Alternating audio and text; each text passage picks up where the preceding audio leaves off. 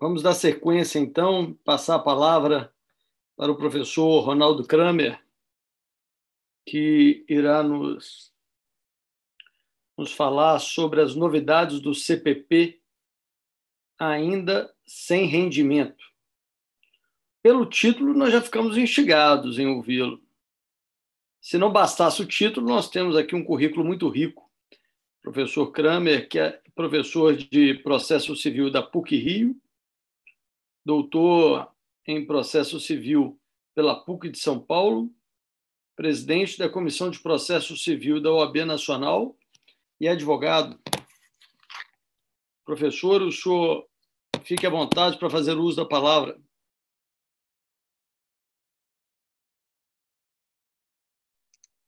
Muito obrigado, doutor Felipe Martins. Quero inicialmente agradecer o convite que me foi feito pelos meus queridos amigos professor Dierle Nunes e professor Bernardo Câmara.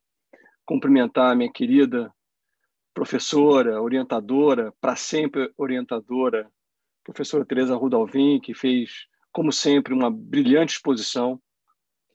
Cumprimentar também meu querido amigo Leonardo Beraldo, a doutora Fernanda Alvim, o nosso também eterno vice-presidente da OAB Nacional, doutor Luiz Cláudio Chaves. Cumprimentar os amigos que estão eventualmente nos assistindo, as colegas advogadas e os colegas advogados.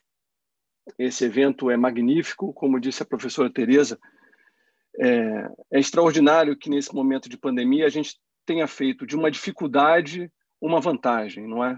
Ou seja, nós não podemos estar presentes fazendo eventos presenciais, se encontrando, mas podemos estar aqui fazendo um evento para milhares de pessoas. Se metade das pessoas estiverem nos assistindo ou estiver nos assistindo, já é fantástico, já é um feito que a gente tem que levar de alguma forma para o futuro e acomodá-lo nas nossas palestras, nos nossos congressos presenciais. A gente não deve se esquecer dessa experiência de eventos online com tanta gente assistindo num futuro próximo.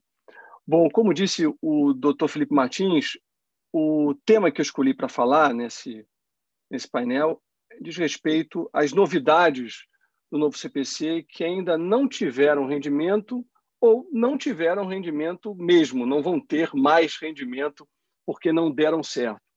O meu olhar aqui não é um olhar apenas de estudioso do direito processual, é um olhar também de um advogado que milita na prática há mais de 20 anos e tem observado como as novidades do novo CPC têm sido assimiladas e usadas pela prática. Eu, obviamente, não vou falar de todas as novidades que eu vejo com deficiência de rendimento ou com nenhum rendimento. Eu vou pontuar algumas dessas novas soluções do novo CPC que, a meu ver, ou não tiveram o rendimento esperado ou ainda não tiveram nenhum rendimento. A primeira novidade que eu queria falar, a que eu queria me referir, é o princípio da boa-fé objetiva, previsto no artigo 5º do Código de Processo Civil, que foi um princípio transplantado do direito material, especificamente do direito civil, para o direito processual civil. Como todos nós sabemos, o princípio da boa-fé objetiva exige que os sujeitos do processo tenham comportamentos leais na relação processual. E esse objetivo de exigir lealdade processual dos sujeitos do processo na relação processual, esse objetivo ele é atingido pelo princípio da boa-fé objetiva por meio exatamente dos comportamentos dos sujeitos processuais. É com base nos comportamentos dos sujeitos processuais que o princípio da boa-fé objetiva vai ser aplicado para reclamar lealdade processual na relação processual. Também, como nós sabemos, o princípio da boa-fé objetiva tem algumas expressões. As mais famosas expressões são o tucoque, a suprécio, a surrécio, e a mais famosa delas, que é a vedação do comportamento contraditório. E o que nós temos observado na prática? Que não há uma atenção sobre esse princípio. Esse princípio, sobretudo, a sua faceta mais famosa, que é a vedação do comportamento contraditório, isso não tem sido usado, empregado pelos advogados, pelos julgadores. Eu não tenho visto na minha militância e conversando também com outros advogados, sobretudo a militância que não estuda direito processual, que depende do processo realmente para exercer sua advocacia, isso não tem ocorrido à advocacia. A advocacia não tem usado o princípio da boa-fé objetiva, não tem alegado a vedação do comportamento contraditório quando, em alguns momentos, isso pode ser alegado, e a gente tem observado que esse princípio não tem sido efetivamente aplicado como nós imaginávamos que fosse. E aqui eu tenho algumas explicações, ou tenho para mim algumas considerações sobre isso. O princípio da boa-fé objetiva, ele foi, para muitos, uma surpresa.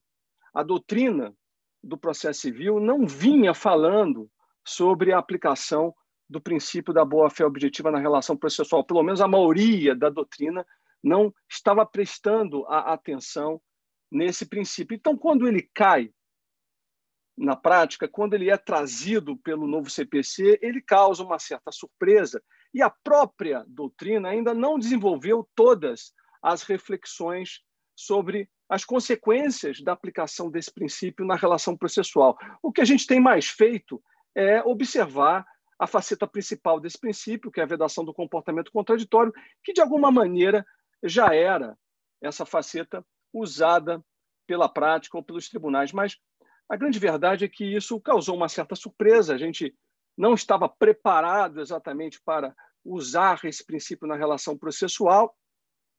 E uma outra consideração interessante é que, se nós pararmos para pensar, o princípio da boa-fé objetiva, sobretudo pela sua expressão mais famosa, que é a vedação do comportamento contraditório, ele ocupa um espaço que é também da preclusão lógica. Quando a gente alega ou quando a gente tem a oportunidade de alegar a vedação do comportamento contraditório, muitas vezes essa também é uma hipótese de preclusão lógica. Então, nós já tínhamos um fenômeno processual que tinha essa serventia. E aí trazer um princípio novo, que por uma expressão, que é a vedação do comportamento contraditório, também vai ocupar esse lugar, cria uma certa confusão, desorganiza um pouco a nossa reflexão sobre lealdade processual na relação processual. Então, por isso que eu vejo que até mesmo a doutrina pisou um pouco no freio e não avançou tanto nas suas reflexões sobre o princípio da boa-fé objetiva. Eu vejo, portanto, esse princípio, essa novidade do novo CPC, que é o princípio da boa-fé objetiva, como a primeira novidade que, depois de 4 anos, a gente não tem tido tanto rendimento prático dessa novidade. A gente não tem visto tanto isso ser invocado na prática. O outro ponto que eu queria mencionar, outra novidade também que eu vejo que ainda não teve rendimento esperado, são os negócios processuais. Os negócios processuais são um grande tema do novo Código de Processo Civil. Nós temos processualistas que estudam preponderantemente negócios processuais. A doutrina está muito avançada em relação às reflexões sobre os negócios processuais. Nós temos posicionamentos bastante ousados sobre os negócios processuais, mas, na prática, a gente não tem visto o uso dos negócios processuais. E falo do uso mais comezinho dos negócios processuais.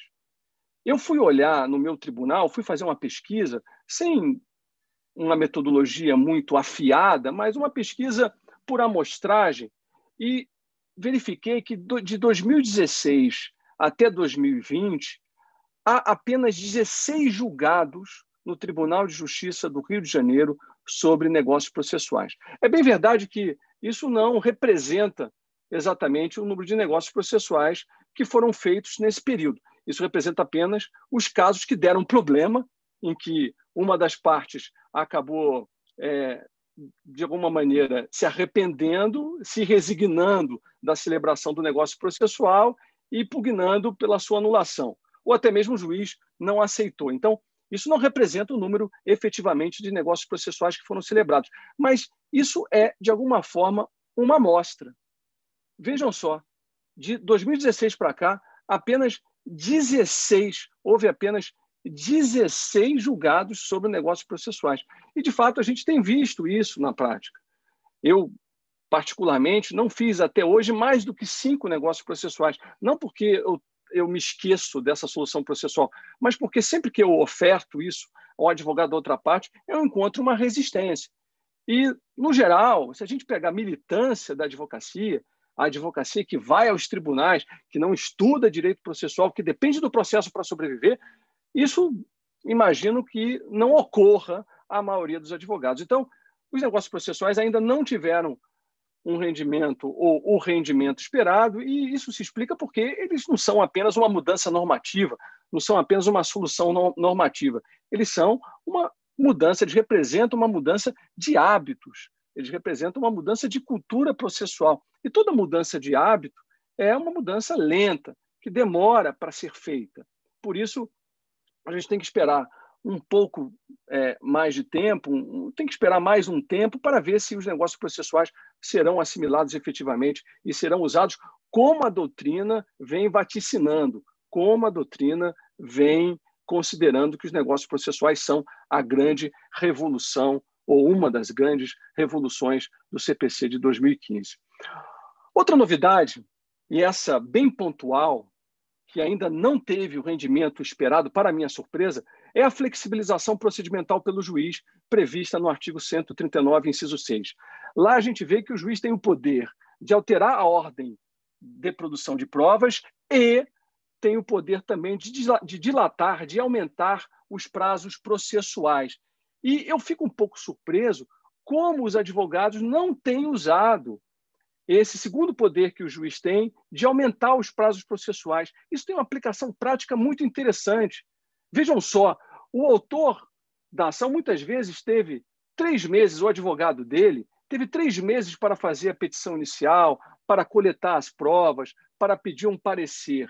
E depois da audiência de conciliação ou de mediação, o réu vai ser intimado para, no prazo de 15 dias, fazer a sua contestação? Será que não ocorre ao advogado do réu, diante de uma petição inicial de 150 páginas, para ser exagerado, de 50 páginas, com vários documentos, será que não ocorre ao advogado do réu de ir ao juiz e pedir a dilação do prazo para que ele tenha praticamente o mesmo prazo que o advogado do autor teve para elaborar a petição inicial? Vejam, essa é uma solução, essa é uma novidade muito interessante que não tem sido usada na prática. Isso pode ser usado para o prazo de contestação, isso pode ser usado para o prazo de recurso. Uma sentença dada num processo complexo, uma sentença que o juiz muitas vezes ficou 3 meses para proferi-la. Será que o advogado da parte vencida não pode chegar ao juiz antes de iniciar o prazo ou no início do prazo e dizer: Excelência, eu preciso aqui de 60 dias para fazer essa apelação. Vossa Excelência tem esse poder de aumentar o prazo dilatório. Eu preciso disso para exercer regularmente meu direito de defesa. Então, para minha surpresa, o artigo 139, inciso 6, especificamente esse poder que o magistrado tem hoje de aumentar prazos processuais, prazos peremptórios processuais, isso não tem sido usado, isso tem sido esquecido pela advocacia, e é preciso que isso seja novamente anunciado para que a advocacia possa saber que há um instrumento muito interessante à sua disposição para exercer regularmente a defesa do seu cliente. Outro ponto, outra novidade, que eu também fiz uma aposta de que daria muito certo, de que seria muito usada e não está sendo, é o pedido de tutela antecipada antecedente, lá previsto no artigo 303. Vejam só, observem, quantas vezes no antigo CPC a gente teve que fazer uma petição inicial inteira correndo, com causa de pedir e pedido final, quando o nosso foco era obter uma tutela antecipada, uma tutela de urgência, mas a gente era obrigado a fazer uma petição inicial inteira, com as razões do pedido final, com o pedido final, mas o que nos importava naquele instante era apenas a tutela antecipada, e a gente se desdobrava, a gente ficava, às vezes, mais do que o necessário para completar a petição inicial. Hoje, os advogados podem provocar a jurisdição apenas com um pedido de tutela antecipada. Aquele caso famoso do medicamento, da cobertura que foi negada pelo plano de saúde, o advogado não precisa mais ser acordado for na madrugada pelo cliente, e o cliente precisando de uma liminar, de uma tutela antecipada para o plano de saúde autorizar a sua internação, autorizar o procedimento cirúrgico, o advogado não precisa mais fazer uma petição inicial completa. Ele pode simplesmente redigir o pedido de tutela antecipada antecedente com as razões para isso. É isso que está assegurado no artigo 303. Mas o que nós observamos na prática? Os advogados não estão usando o pedido de tutela antecipada antecedente. Até parece, meu querido amigo professor Bernardo Câmara, que o advogado pensa assim, já que eu estou aqui fazendo a petição inicial, vou fazer a petição inicial completa, não vou parar no meio, vai ser estranho eu fazer uma petição inicial apenas com pedido de tutela antecipada antecedente com as razões disso. Vai ser estranho. E também a doutrina polemiza muito sobre o procedimento da tutela antecipada antecedente, sobre a interpretação dos artigos 303 e 304. Eu quero fugir disso. Esse negócio de estabilização, isso tudo é muito confuso. Então, eu não sei o que está acontecendo, porque, de fato, é um procedimento simples, é um procedimento que pode gerar muitas vantagens práticas para o advogado e não tem sido usado. Outro ponto, outra novidade que também não tem tido o rendimento esperado é a decisão saneadora. E aqui eu até me surpreendi com o novo código positivamente, porque a decisão saneadora, que no antigo código tinha basicamente 3 pontos, a resolução das questões processuais pendentes, a delimitação das questões de fato controversas e o deferimento das provas cabíveis, no novo código, o legislador, e aqui eu tenho presente a relatora do anteprojeto do Código de Processo Civil de 2015, talvez a pessoa, e sem dúvida a pessoa mais importante para nós falarmos sobre o novo código, é a professora Tereza, porque condensou, consolidou todos os debates da comissão do anteprojeto e fez a redação praticamente do anteprojeto, que foi o anteprojeto que deflagrou o projeto do Código de Processo Civil no Senado Federal. Então, o legislador, os juristas que pensaram o Código de Processo Civil de 2015, eles dobraram a aposta na decisão saneadora. Eles previram uma decisão saneadora mais complexa, que hoje tem 5 pontos.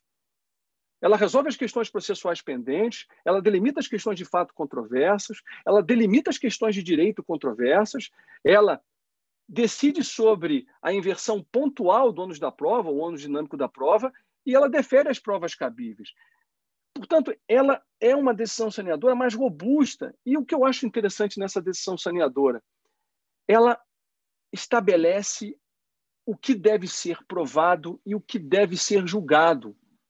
Os incisos 2 e 4 do artigo 357 deixam claro isso, que a decisão saneadora ela prescreve o que deve ser provado na fase instrutória e o que deve ser julgado na sentença, além do pedido de tutela final. Então, isso é para gerar mais previsibilidade para o jurisdicionado de como o processo vai se desenvolver dali para frente. E o que a gente tem visto na prática? Os julgadores não estão proferindo a decisão saneadora nos termos do Código e os advogados não estão usando o parágrafo 1º do artigo 357 para pedir ajustes na decisão saneadora ou, no caso, não seriam nem ajustes, são complementações na decisão saneadora, a fim de que o juiz ele respeite o artigo 357, a norma do caput do artigo 357. Ou seja, o que a gente tem visto são decisões saneadoras que ainda pecam por omissão, como era no antigo Código. E os advogados não estão cobrando isso, não estão usando o pedido de esclarecimentos ou de ajustes. E aí, minhas caras e meus caros, se a gente deixa passar, se a gente deixa se consolidar esse hábito dos julgadores, a gente vai voltar ao CPC de 2015, em que a decisão saneadora era apenas deferimento de provas, nada mais do que isso.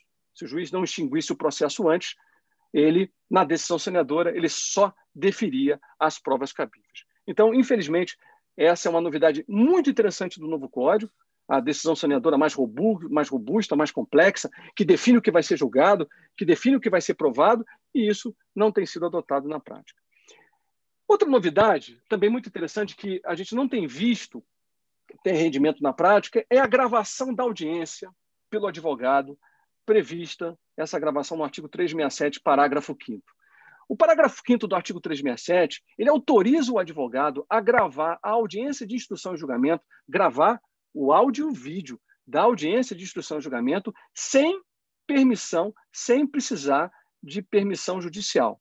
É isso que está na norma do parágrafo 5º do artigo 367. O advogado, portanto, ele, participando de uma audiência de instrução e julgamento, ele pode sacar o seu celular ou pedir para um advogado ajudante pegar o seu celular, uma câmera e filmar a audiência. Isso não depende de autorização judicial. Isso é interessantíssimo, porque o ato da audiência é um ato complexo. Muitas vezes, o depoimento que é reproduzido na ata, ele não retrata o que realmente foi dito pela testemunha, o que foi dito pela parte.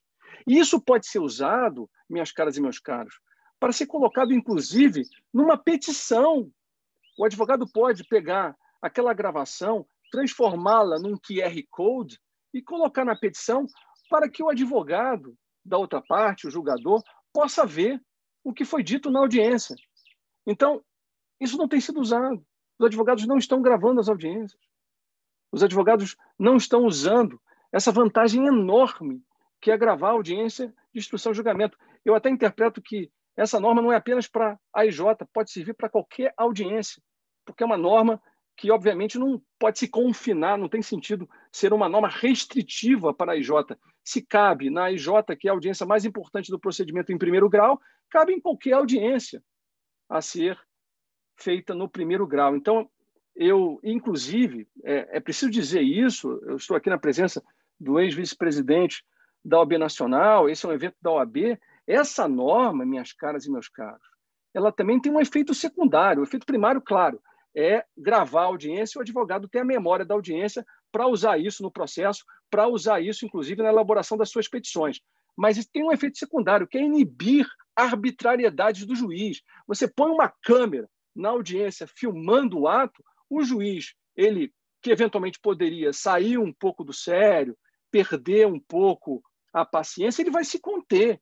Ele vai acabar se contendo porque ele está sendo filmado e aquilo vai ficar registrado. Isso não tem sido usado.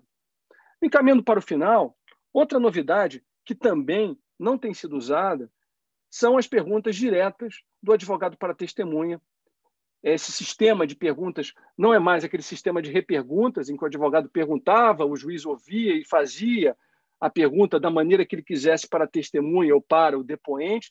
Hoje, nós temos um sistema que é parecido com o sistema do processo norte-americano, em que o advogado ele faz a pergunta diretamente para a testemunha, diretamente para o depoente.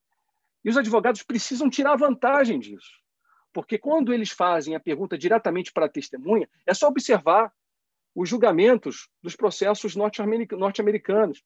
O advogado pode usar a entonação, ele pode usar o ritmo, ele pode usar a linguagem corporal para colaborar com a pergunta que ele está fazendo. Isso acaba fazendo necessariamente que a pergunta saia diferente, que a pergunta acabe tendo um outro impacto sobre a testemunha. O advogado precisa se preparar melhor, inclusive, por conta desse sistema. Porque, por força desse sistema, o que o juiz faz? O juiz diz a testemunha do advogado: doutor, a testemunha é sua. Pode começar a inquirição. Como era o sistema anterior? Era um sistema em que nós éramos praticamente apadrinhados pelo juiz. O juiz começava fazendo as perguntas e as perguntas que nós fazíamos, ele reformulava para fazer da maneira que quisesse. Agora não. Agora nós fazemos diretamente as perguntas. E é preciso de preparo, é preciso ter um preparo para fazer diretamente as perguntas para as testemunhas, para os depoentes. E isso eu não tenho observado isso na prática. Os advogados continuam indo para as audiências. Eu não falo, obviamente, generalizar é sempre complicado, mas eu digo, boa parte da advocacia tem ido ainda para a audiência sem se preparar tanto para tirar vantagem desse sistema de perguntas diretas. E, por fim, a última novidade, que ainda não teve o rendimento esperado, é meu tema predileto, é um dos temas prediletos da minha querida professora orientadora, Tereza Rudalvin, que é o sistema de precedentes. O sistema de precedentes também é um dos grandes temas do novo CPC. Todo mundo imaginava que ia explodir, que o judiciário iria pegar o sistema de precedentes logo de início e exagerar o uso desse sistema, ia operar esse sistema na extremidade, inclusive aumentando o seu ativismo judicial, e a gente não tem observado isso. Eu fiz uma pesquisa no TJ do Rio, meu querido amigo Leonardo Beraldo, de 2016 para cá, nós temos 736 julgados que cogitam da aplicação do artigo 927. De 2016 para cá. Sendo que desses 736 julgados, 504 são nos últimos 2 anos. Ou seja, os 2 primeiros anos de vigência do novo CPC, o sistema de precedente passou praticamente em branco.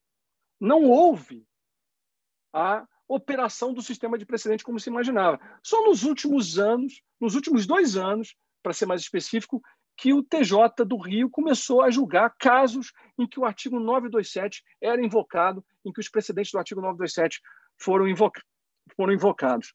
Nos tribunais superiores, por exemplo, o Supremo Tribunal Federal, se vocês forem ao site do Supremo Tribunal Federal e digitarem na busca a expressão sistema de precedente, porque procurar sobre julgado que fala de precedente, a gente vai encontrar vários. Mas fala impropriamente. Até a jurisdição constitucional, antes do novo CPC, falava em precedente. Mas se nós formos observar julgados que falam, que se referem ao sistema de precedente, reconhecem a existência do sistema de precedente e operam o sistema de precedente, sabe quantos tem no STF? 3. Digamos, o primeiro julgado que reconhece a existência de um sistema de precedentes no Supremo Tribunal Federal, que articula esse sistema no caso concreto e faz uma interpretação restritiva do parágrafo 5º do artigo 966, que é aquele caso de ação rescisória por aplicação equivocada de precedente, é um julgado do ministro Fachin, em 13 de dezembro do ano passado, na ação rescisória 2580. Se vocês forem esse julgado, é um julgado fantástico do ministro Fachin, no pleno do STF, em que ele reconhece a existência de um sistema de precedentes, ele interpreta esse sistema e faz uma compreensão e deduz uma compreensão restritiva daquela ação rescisória por má aplicação de precedente. Então, o sistema de precedente, assim como os negócios processuais, são um grande tema do novo Código, mas não são apenas uma mudança normativa, são uma mudança. O sistema de precedente é uma mudança cultural, uma mudança de hábitos no processo, e mudar hábitos, como eu já disse, como todos sabem, não é do dia para a noite, é como eu gosto de dizer, é uma curva de petroleiro, não é? É uma curva de navio grande, demora para ser feita, demora muito para ser feita, demora para a gente assimilar e incorporar esses novos hábitos. Portanto, eram essas as novidades que eu escolhi para falar e que eu vejo que ainda não tiveram um rendimento adequado ou não tiveram nenhum rendimento. Muitas dessas novidades, eu digo que todas que eu falei, são valiosas para a advocacia, e a advocacia, as advogadas e os advogados que estão nos assistindo têm que prestar mais atenção nisso e usar essas novidades, porque elas representam uma grande vantagem na postulação que se faz em juízo. Eu quero novamente agradecer o convite que me foi feito, quero agradecer especialmente o convite que me foi feito pelo professor Bernardo Câmara, pelo professor Diele Nunes, dizer que foi uma grande alegria participar desse evento, sobretudo tendo a meu lado, virtualmente, a professora Tereza Rodalvin, e muito obrigado a todos, boa noite.